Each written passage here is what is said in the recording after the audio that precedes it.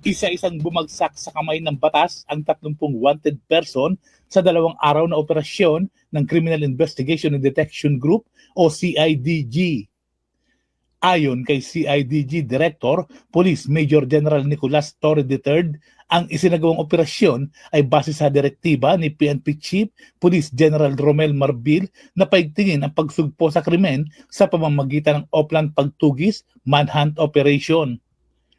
Sa ulat, isinagawa ang operasyon sa mismong araw ng eleksyon at araw matapos ang eleksyon o sa petsang Mayo 12 hanggang Mayo 13 kung saan 30 pugante na wanted person ang kanilang naaresto. May warrant of arrest ang mga suspect na sangkot sa mga kasong rape, murder, estafa, qualified theft at iba pa. Sa mga naaresto naman, 17 ay mula sa Luzon, 5 sa Visayas at 8 naman sa Mindanao. Pinuri naman ni Marbil ang mga operating unit ng CIDG dahil sa pagkakaaresto sa mga suspect at mabibigyan na ng hustisya ang mga pamilya na kanilang nabiktima. Ako si Edwin Balasa ng Abante Radio. Ito ang balitang mabilis, mabangis, walang mintis.